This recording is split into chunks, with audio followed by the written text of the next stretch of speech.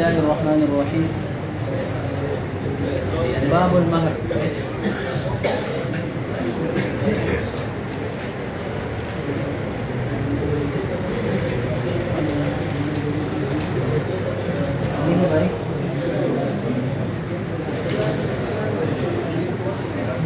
باب المہر. عقدی نکاح کے بدلے میں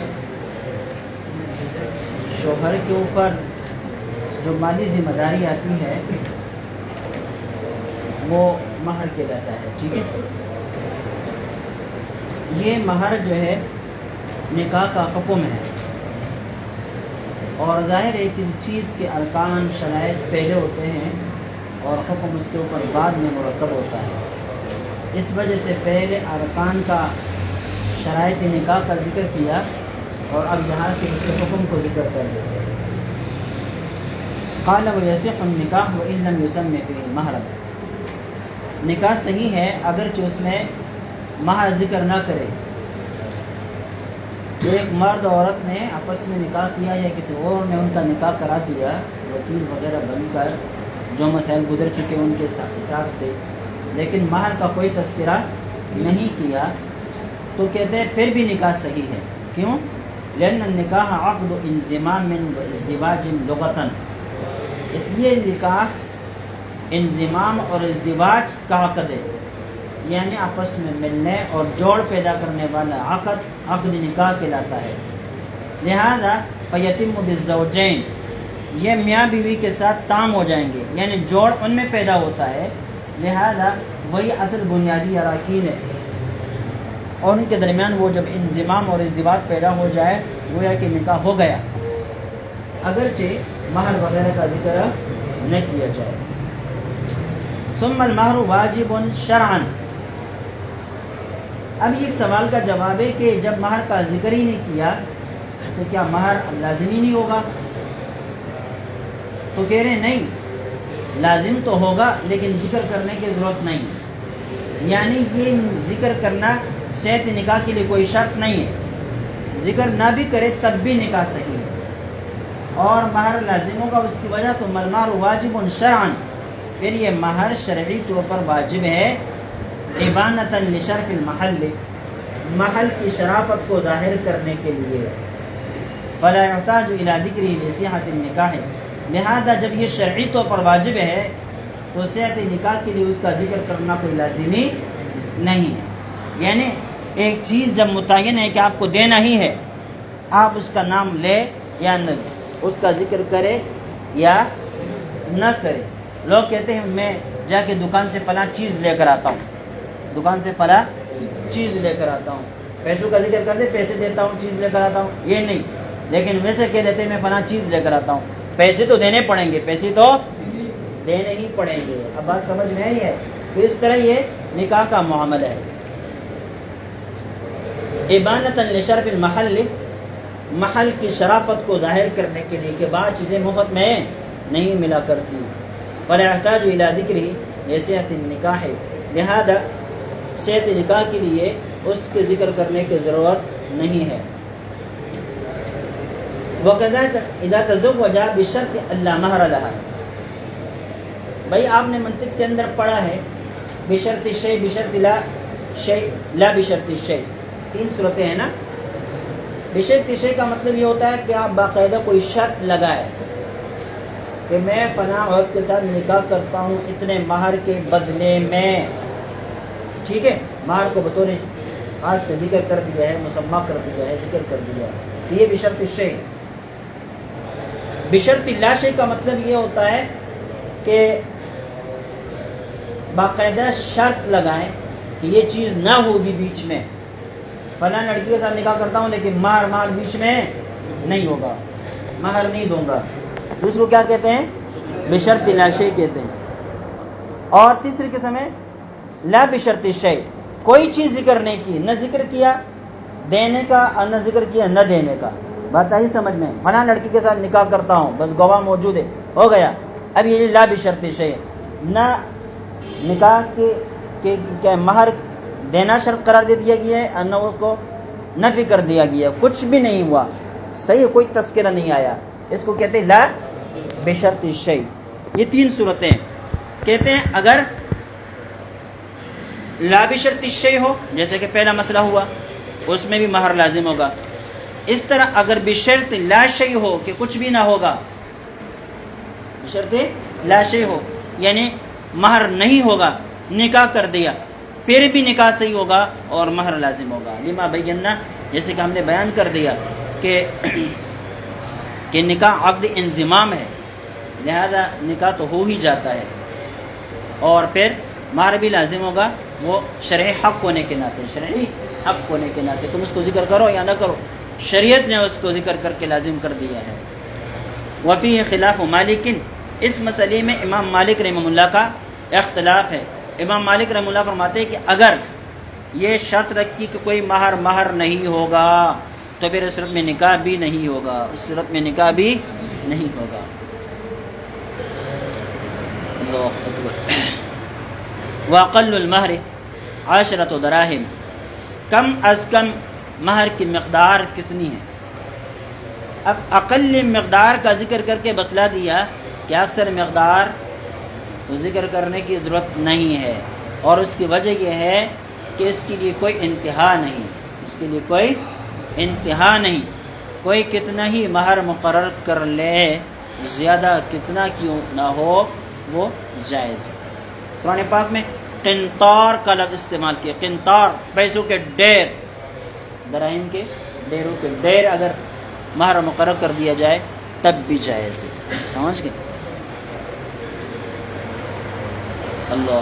واقل المہر 10 دراہم, البتہ اقل مقدار مہر کے حوالے سے علماء کا اختلاف ہے تو اس لیے اس کو ذکر کر دیتے ہیں. ہمارے نزدیک کم از کم مقدار مہر وہ 10 دراہم ہے. وقال الشافعی ما يجوز ان يكون ثمنا في البيع, امام شافعی رحمہ اللہ فرماتے ہیں کہ جو چیز بیع کے اندر ثمن بن سکتی ہے, یجوز ان یکون مہرا لها, تو عورت کا مہر بھی بن سکتی ہے. لأنہ حقها, اس لیے کہ یہ مہر عورت کا حق ہے. فیکون التقدیر الیہا, لہذا اب اس کا اندازہ لگانا بھی عورت کے ذمے ہے. اب یہ عورت کا حق ہے تو عورت ہی اس کی قیمت لگا سکتی ہے کہ وہ کتنا مہر لے لیتی ہے. ٹھیک ہے, جس طرح کہ بیع و شراء کے اندر کوئی چیز مہنگی بھی ہوتی ہے, کوئی چیز سستی بھی ہوتی ہے, کوئی چیز ہم نے ذات کے اعتبار سے مہنگی ہوتی ہے لیکن مالک اس کو سستا بیچ رہا ہوتا ہے. کل ایک استاد صاحب کہہ رہے تھے کہ ہمارے پاس مال آ جاتا ہے بہت زیادہ, لیکن ہماری دکان میں پھر جگہ نہیں ہوتی, تو پھر ہم کیا کرتے ہیں, وہ 10,000 روپے کی چیز جو ہے نا 3,000 روپے پر بھی نکال دیتے ہیں تاکہ بس دکان خالی ہو جائے کس طریقے سے. اب بات سمجھ میں آئی نہیں ہے. اب اس کی مرضی ہے بھائی 10,000 کی چیز 3,000 پر بیچے یا 10,000 ہی کی بیچے, اس کا اپنا حق ہے.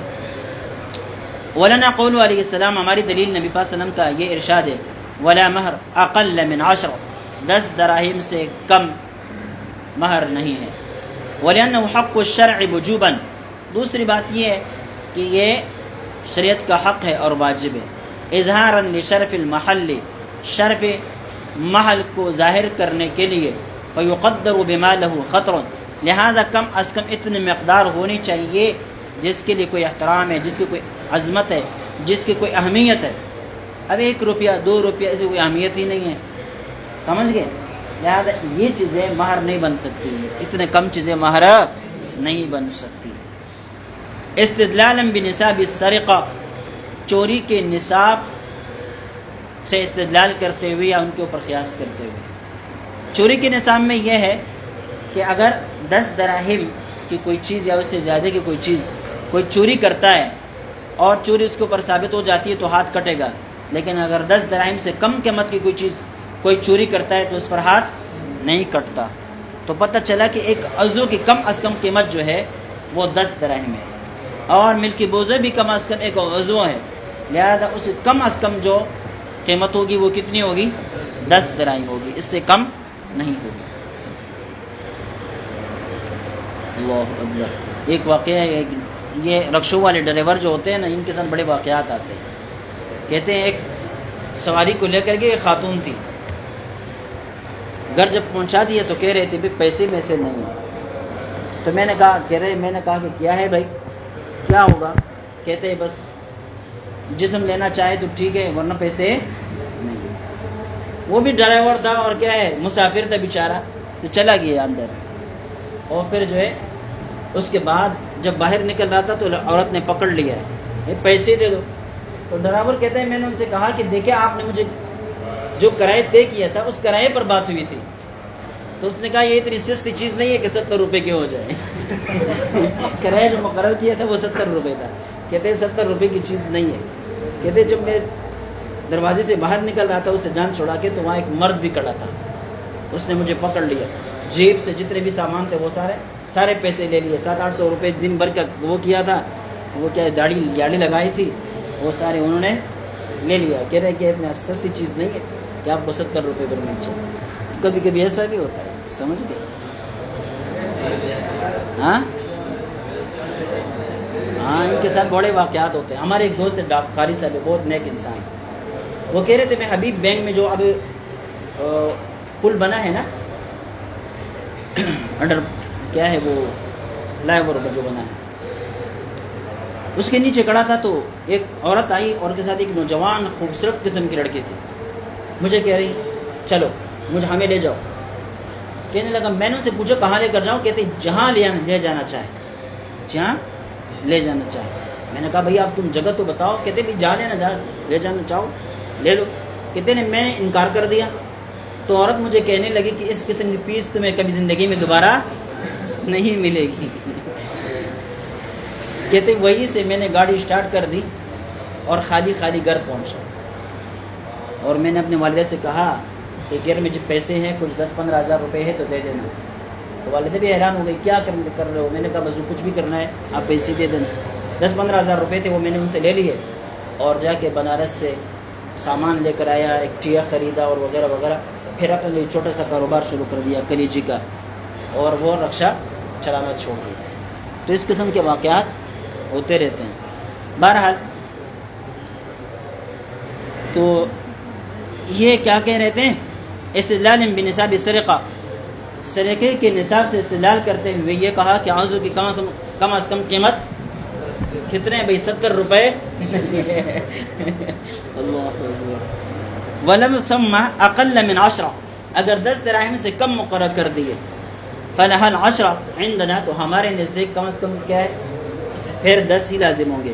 وقال ظفر مہر المثل، امام ظفر فرماتے ہیں کہ اب مہر مثل دینا پڑے گا، اب مہر مثل دینا پڑے گا۔ مہر مثل کی بات آگے آتی ہے، لأن تسمیۃ ما لا یصلح مہرا کعدمھا، اس لیے کہ جو چیز مہر نہیں بن سکتی اس کا ذکر کرنا ایسا ہے جیسا کہ کوئی ذکر کیا ہی نہ ہو۔ اب 10 دراہم سے کم مہر بن نہیں سکتا اور اس نے کیا کر دیا؟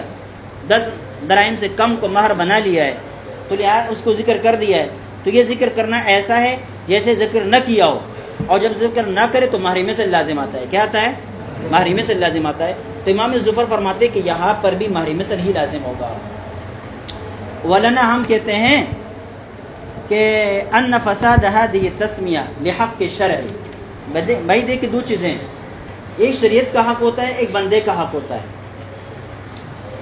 یہاں جو ہم 10 دراہم سے کم متعین کرنے کو غلط قرار دیتے ہیں اور 10 دراہم کو لازم سمجھتے ہیں، اس کی وجہ لأن فساد هذه التسمیہ لحق الشرع، یہ جو متعین کیے ہوا مہر ہے اس کو جو ہم فاسد سمجھتے ہیں شریعت کے حق کی وجہ سے، شریعت کے حق کی وجہ سے، کہ شریعت نے بتلایا کہ کم از کم 10 دراہم ہونا چاہیے اور یہ 10 دراہم سے کم ہے، لہذا یہ 10 دراہم سے کم مقرر کرنا غلط ہے، فاسد ہے۔ اب شریعت کے حق کو پورا کرنے کے لیے ہم کہیں گے کہ 10 دراہم دینے پڑیں گے، 10 دراہم، تاکہ شریعت کا حق ادا ہو جائے، شریعت کا حق ادا ہو جائے۔ دوسرا ہے بندے کا حق، وقت سارا مقضیم بالعشرہ، لہذا وہ 10 یعنی 10 کے ذریعے سے پورا ہو گیا، شریعت کا حق ادا ہو گیا۔ فاما ما یرجع الی حقها، دوسرا مہر کے اندر حق ہے عورت کا، تو جو بات عورت کے حق کی طرف لوٹتی ہے فقد رضیت بالعشرہ، تو وہ 10 پر راضی ہوگی۔ کیوں؟ لرضاها بما دونها، جب وہ 5 دراہم پر راضی ہے تو 10 پر دو تو بدرجہ اولا راضی ہوگی۔ ولا معتبر بعدم التسمیہ، لہذا اس کا قیاس عدم تسمیہ والی صورت کے ساتھ نہیں کر سکتے، یعنی جہاں مہر کا بالکل ذکر ہی نہ ہو اس صورت پر اس صورت کو قیاس نہیں کر سکتے. کیوں؟ لأنها قد ترضى بالتملیک من غیر عوض تکرما، اس لیے کبھی کبھی وہ راضی ہوتی ہے کہ وہ کسی کو مالک بنا دے من غیر عوض، بغیر کسی عوض کے، تکرما اکرام عزت اور شرافت کی خاطر، ولا ترضى فيه بالعوض اليسیر، لیکن تھوڑے پیسے پر وہ راضی نہیں ہوتی. ایک دکاندار سے آپ کہتے ہیں یہ چیز کتنے کی ہے، وہ کہتے ہیں بھائی 100 کے، وہ کہتے تم کہتے ہو 50 کا دے دو، وہ کہتے فری میں دوں گا لیکن 50 کا نہیں دوں گا. مطلب یہ ہے کہ بھائی کم نہیں لینا ہے، ٹھیک ہے فری میں دے سکتا ہوں لیکن اس سے کم قیمت پر نہیں دے سکتا. تو عورت کبھی کبھی بغیر مہر کے بھی نکاح کر لیتی ہے، راضی ہو جاتی ہے، لیکن کم مہر پر راضی نہیں ہوتی ہے کہ بھائی اسے تو ہونا، اس کے ہونے سے پھر نہ ہونا بہتر ہے. ٹھیک ہے. وَلَوْ طَلَّقَ قَبْلَ الدُّخُولِ بِهَا تَجِبُ 5. اب ایک عورت کے لیے مہر مقرر نہیں، 10 دراہم مقرر کیے یا 10 دراہم سے کم مقرر کیے، لیکن شرعاً 10 دراہم ہی دینے پڑیں گے، شرعاً 10 دراہم ہی دینے پڑیں گے. اب اس عورت کو دخول سے پہلے شوہر نے طلاق دے دی، تو اصول یہ ہے کہ مہر جب مقرر ہو اور دخول سے پہلے شوہر طلاق دیتا ہے یا خلوت سے پہلے شوہر طلاق دیتا ہے تو پھر عورت کو نصف مہر ملتا ہے.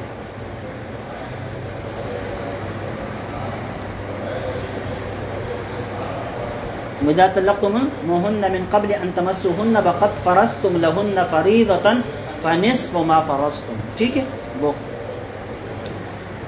یہاں پر بھی وہی ہے مسئلہ ہے. تجب 5، تو 10 دراہم کا ادا کیا ہے 5، لہذا 5 لازم ہوں گے. عند علماءنا الثلاثہ، ہمارے نزدیک. وعند امام ظفر فرماتے تجب المتع، اب متع لازم ہوگا.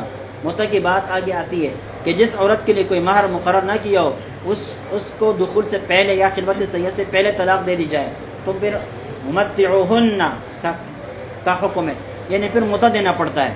ٹھیک ہے. تو امام ظفر فرماتے ہیں کہ چونکہ یہاں 10 دراہم سے کم مہر مقرر کیا گیا ہے اور 10 دراہم سے کم مہر مقرر کرنا ایسا ہے جیسے کہ مہر مقرر نہ کیا ہو، جب مہر مقرر نہ ہو تو طلاق کی صورت میں متع دینا پڑتا ہے. اس وجہ سے یہاں بھی کہتے ہیں کہ متع ہی دیا جائے گا. کما اذا لم یسم شیئا، یہ ایسا ہے جیسے کہ کوئی شخص اس کے لیے مہر مقرر ہی نہ کرے. ومن سما مہرا 10 فما زاد فعلیہ المسمى ان دخل بها او مات عنها، ایک شخص نے کس عورت کے لیے مہر مقرر کر دیا 10 دراہم یا سے زیادہ، فعلیہ المسمى، تو اس کے اوپر کیا ہے بھائی مسمى، جو مقرر کیا وہی دینا پڑے گا. ان دخل بها او مات عنها، اگر دخول کر لیں یا شوہر مر جائے. ٹھیک ہے. آگے آتا ہے خلوت کے بھی. بھائی مہر جو مہر لازم ہوتا ہے اس کے اندر وجوب آتا ہے محض عقد کی وجہ سے. کس کی وجہ سے؟ عقد نکاح کی وجہ سے. اور اس کے اندر استحکام آتا ہے، مضبوطی آتی ہے 3 چیزوں کی وجہ سے. نمبر 1 دخول ہو جائے، نمبر 2 خلوت صحیحہ ہو، نمبر 3 شوہر مر جائے. فعلیہ المسمى ان دخل بها وما تعالى لانه بالدخول يتحقق تسلیم المبدل، اس لیے کہ دخول کی وجہ سے اب مبدل کی سپردگی متحقق ہو گئی، یعنی عورت نے جس چیز کا بدل مہر لینا تھا وہ چیز عورت نے شوہر کے حوالے کر دی. وبه يتعقد البدل، اور جب مبدل حوالہ ہو گئی تو کیا ہے، تو اس کا جو بدل ہے نا وہ مستحکم ہو گیا، مؤکد ہو گیا. وبالموت ينتهي النکاح نہایت، اور موت کی وجہ سے نکاح اپنے انتہا کو پہنچ گیا. اس لیے کہ نکاح تا زندگی ہوتا ہے، جب تک زندگی نکاح ہے. اب جب زندگی ختم ہو گئی تو گویا کہ نکاح اپنے انتہا تک پہنچ گیا. اور اصول یہ ہے کہ جب کوئی چیز اپنے انتہا تک پہنچتی ہے تو وہ مستحکم ہو جاتی ہے، مضبوط ہو جاتی ہے. وشیء بانتہا یتقرر و یتأکد، اور چیز اپنے انتہا تک پہنچنے کے ساتھ متقرر اور متأکد یعنی مستحکم اور مضبوط ہو جاتی ہے. فیتقرر بجمیع مواجبہ، لہذا اب اس صورت میں یہ مہر مستحکم ہوگا، نکاح مستحکم ہوگا اپنے تمام واجبات کے ساتھ. واجبات میں سے مہر بھی ہے، تو وہ دینا پڑے گا۔ وَإِن طَلَّقَا قَبْلَ الدُّخُولِ وَالْخِلْوَةِ فَلَهَا نِصْفُ الْمُسَمَّى۔ مہر مقرر کر دیا تھا لیکن دخول سے پہلے یا خلوت صحیحہ سے پہلے شوہر نے اس کو طلاق دے دی، فَلَهَا نِصْفُ الْمُسَمَّى، تو اس کو کیا ملے گا؟ نصف مسمى ملے گا، جو مقرر کر دیا ہے اس کا ادا ملے گا، لقوله تعالی وَإِن طَلَّقْتُمُوهُنَّ مِن قَبْلِ أَن تَمَسُّوهُنَّ۔ ٹھیک ہے کہ اگر تم اس کو طلاق دے دو مس کر لینے سے پہلے تو پھر کیا ہے؟ وَقَدْ فَرَضْتُمْ لَهُنَّ فَرِيضَةً فَنِصْفُ مَا فَرَضْتُمْ۔ وَالْأَقْيَسَةُ مُتَعَارِضَةٌ، یہاں قیاس سے کوئی دلیل نہیں لائی جا سکتی۔ حضرت کی عادت یہ ہے کہ جب مسئلہ لکھتے ہیں تو پہلے نقلی دلیل پیش کرتے ہیں، نقلی دلیل کے بعد پھر عقلی دلیل پیش کرتے ہیں، لیکن لازمی نہیں ہے ہر جگہ عقلی دلیل بھی لکھے۔ ابھی تک بہت سارے مسائل گزر چکے ان میں عقلی دلیل کا ذکر نہیں تھا، کہیں ہو تو ذکر کر دیتے ہیں، کہیں نہ ہو تو ذکر نہیں کر دیتے۔ ایک بات یاد رکھیں کہ ہر جگہ دلیل دینے کی ضرورت بھی نہیں ہوتی، آپ ایک اصول طے کریں اور اس اصول کا صحیح ہونا عقل سے ثابت کر لیں، اس اصول کا صحیح ہونا عقل سے ثابت کر لیں، لہذا اس اصول کے نیچے جتنے بھی مسائل آئیں گے وہ خود بخود عقل کے مطابق ہوں گے، وہ خود بخود کیا ہوں گے بھائی؟ عقل کے مطابق ہوں گے۔ اب بات سمجھ میں نہیں ہے؟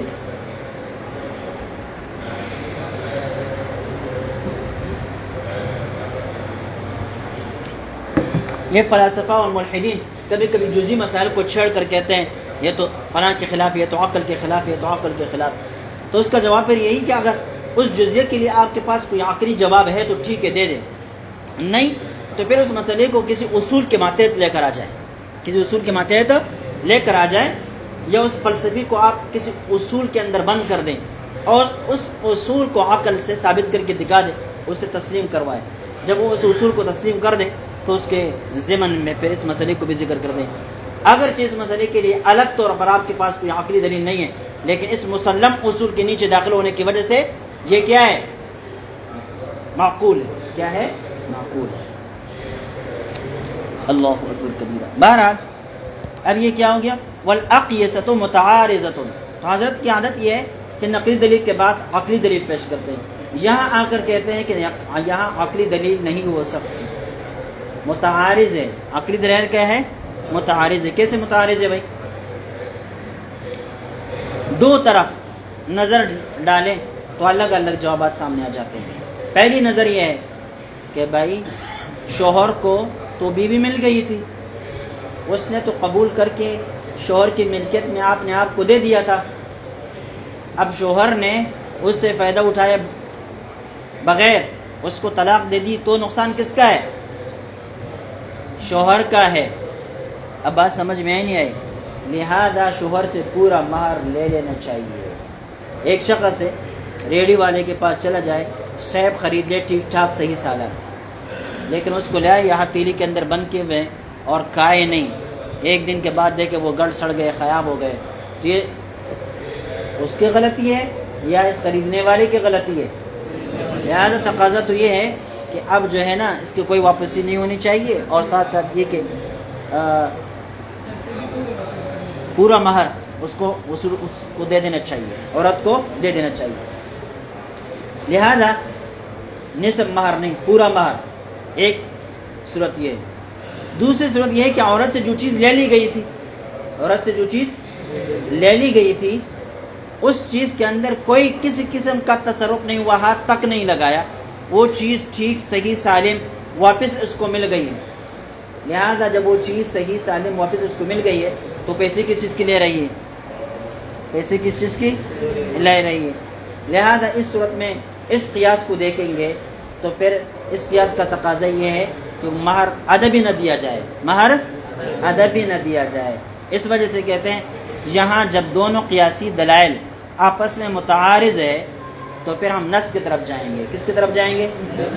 ایک بات یاد رکھیے کہ عقل ہر مسئلے کا حل، عقل کو اگر ہر مسئلے کا وہ سمجھا جائے، فیصل سمجھا جائے تو یہاں دیکھیں یہ ٹکرے کا آئے گا، کیا ہے؟ چکرے کا آئے گا۔ بات سمجھ میں نہیں آئی، عقل فیصلے نہیں کر سکتی۔ اس لیے کچھ مسائل ایسے ہیں، میں نے حجۃ البالغہ کے دروس میں بتایا بھی تھا کہ کچھ مسائل ایسے ہیں جو شریعت نے خود طے کرنے پڑے، اور شریعت نے خود ان کو طے کیا ہے، کیونکہ عقل پر وہ نہیں چھوڑے جا سکتے. جیسے کہ حدود کے مسائل ہیں، قصاص کے مسائل ہیں، اگر یہ انسانی عقل کے اوپر چھوڑ دیا جائے تو انسانی عقل اس کا صحیح فیصلہ نہیں کر سکتی. اب بات آئی سمجھ میں؟ اس وجہ سے شریعت نے اس کا فیصلہ خود اپنے ہاتھ میں لے لیا. میراث کا مسئلہ ہے تو میراث بھی شریعت نے خود تقسیم کی، لوگوں پر نہیں چھوڑا کہ بھئی تم یہ کام یہ کرو وہ کرو. البتہ جہاں پر عقل سے کام لیا جا سکتا ہے، توڑے موڑے اختلافات جو ہے برداشت بھی کیے جا سکتے ہیں، تو وہاں شریعت نے کلیات ذکر کر کے جزیات کو انسانی عقل پر چھوڑ دیا. تم اپنے لیے خود طے کر لو، تم اپنے لیے خود طے کر لو. بہرحال والاقیسۃ متعارضہ، قیاس یہاں متعارض ہے. کیسے؟ ففیہ تفویت الزوج الملک علی نفسہ باختیارہ، یا شوہر نے اپنے ملک کو از خود فوت کر دیا ہے بے اختیاری، اپنے اختیار سے. کس نے اس کو کہا تھا طلاق دے دو؟ طلاق نہ دیتا بھائی، ٹھیک ہے، لہذا اب اس کو پورا مہر دینا پڑے گا. ایک وفیہ عود المعقود علیہ الیہا سالما، دوسری طرف دیکھو تو جو چیز عورت نے مرد کو دے دی تھی وہ چیز اس عورت کو صحیح سالم بغیر چھیڑ چھاڑ کے واپس مل رہی ہے اس کو. فکان المرجع فی، لہذا قیاس کا تقاضا یہ ہے کہ اب نصف مہر بھی نہ دیا جائے، کچھ بھی نہ دیا جائے. فکان المرجع فی النص، لہذا جب دونوں عقلی دلائل کے درمیان تعارض ہے تو فیصلہ نص سے کریں گے، اور نص کیا ہے؟ یہ ہے کہ نصف مہر دینا پڑے گا. وشرط ان یکون قبل الخلوہ، یا امام قدری نے شرط لگائی وَإِن طَلَّقَهَا قَبْلَ الدُّخُولِ وَالْخِلْوَةِ، خلوت کی قید لگائی کہ خلوت سے پہلے پہلے طلاق دے دے. کیوں؟ لِأَنَّهَا كَالدُّخُولِ عِنْدَنَا عَلَى مَا نُبَيِّنُهُ انشاءاللہ، اس لیے کہ خلوت ہمارے نزدیک یہ کس کی طرح ہے؟ دخول کی طرح ہے. تو جو حکم دخول کا وہی حکم خلوت کا، لیکن ہر جگہ نہیں، ہر جگہ نہیں. صرف نکاح کی صورت میں خلوت صحیحہ کا حکم دخول کی طرح ہے، سمجھ گئے، لیکن حلالہ میں نہیں. ایک شخص نے نکاح کیا کس عورت کے ساتھ، کس کے لیے؟ حلالہ کے لیے، اور ان دونوں کے درمیان خلوت صحیحہ ہو گئی تو کیا وہ عورت پہلے شوہر کے لیے حلال ہو جائے گی؟ نہیں. تو وہاں جو ہے نا خلوت یہ دخول کا قائم مقام نہیں. وَإِن تَزَوَّجَا وَلَمْ يُسَمِّ لَهَا مَهْرًا، اگر نکاح کر دیا مہر مقرر ہی نہیں کیا، یہ کون سی صورت ہے؟ لا بشرط شیء والی.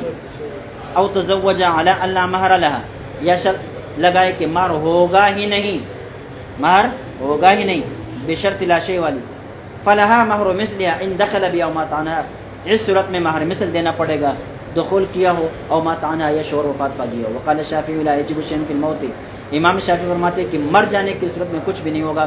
واکثرهم على انه يجب في الدخول، اور شافعی کا اکثر لوگ اس بات کے اوپر ہیں کہ دخول کی صورت میں لازم ہوگا.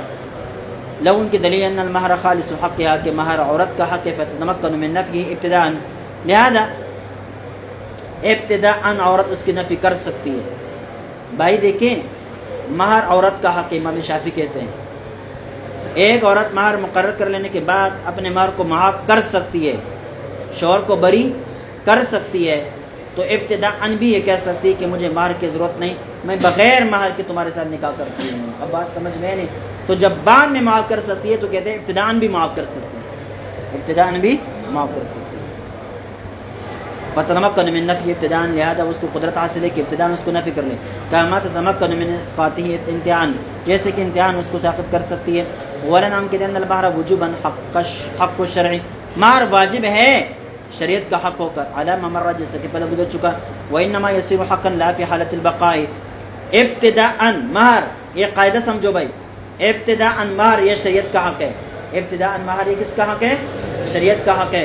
لہذا عقد نکاح کی وجہ سے مہر لازم ہوگا، تم مقرر کرو یا نہ کرو لازم ہوگا.